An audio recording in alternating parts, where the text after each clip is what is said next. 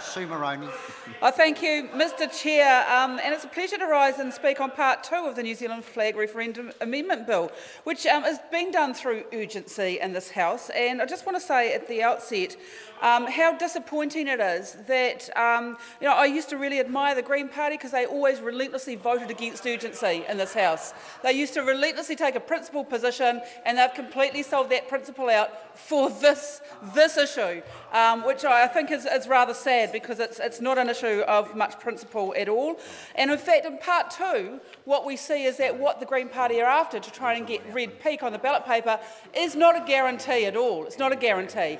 And if the job of the Green Party, if they felt their job was to bail the National Party out from the problem they faced, let's just examine for a minute what that problem is that the National Party faced. The problem they faced has been out of step with the majority of New Zealanders. So here's the Green Party coming to the rescue of the National Party, rescuing them from the opinion of the vast majority of New Zealanders. It is bizarre, quite frankly. Trying to save the government from its own people somehow. I just think that's a very odd thing, but I have a solution.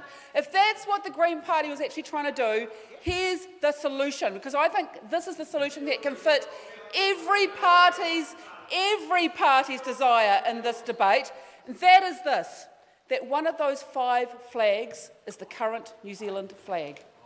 If that was put onto the first referendum, then New Zealanders would have a genuine choice in the very first referendum, and we wouldn't have to waste the money on the second referendum, because people would have 4 of the flags. One of them could be red peak, one of the other 3 could be one of the silver fern versions from Kyle, forgotten his name, Lockwood, and the other 2 options, plus red peak, plus the current New Zealand flag.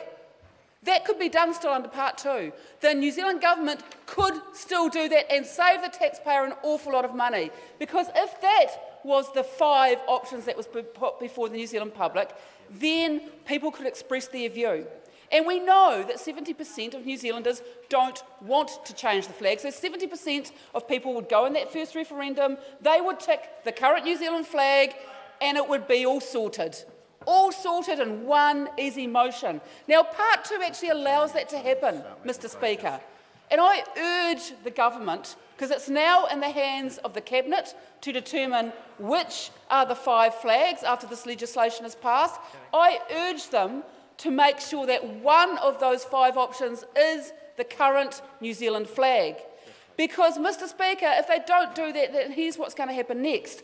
Already I'm informed that there is a person outside of our Parliament today with yet another flag option that they're wanting put up. It's not even one of the 40. It's a completely different version. And that's what's going to start happening next, is that New Zealanders are going to go, they're going to sense weakness in their government, and they're going to go, oh, actually, let's start promoting yet another flag and another flag and another flag. And the whole process is going to become more and more of a shambles.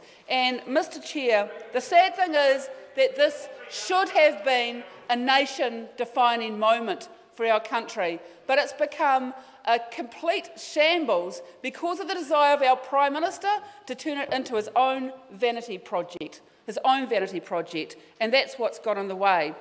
I have been disheartened to hear in the course of this debate the Minister for Education admit that she encouraged schools to do projects on the flag, and therefore driving clickbait, using New Zealand students, our children, as clickbait onto the website. And how it relates to part 2, thank you, Mr Chair, is that now we're in a situation where the government's scrambling to try and actually save this shambles of a process that has been of their own design. It has been of their own design. No one else has forced them into this, although I've got to say I was seeking a call on part 1 yesterday. And I was wanting to get the call, but I was also a little worried because yesterday, talk about strange coincidences. I just happened to decide to wear a necklace that was a silver fern yesterday, not knowing what was about to happen in the rest of the the course of the rest of the day.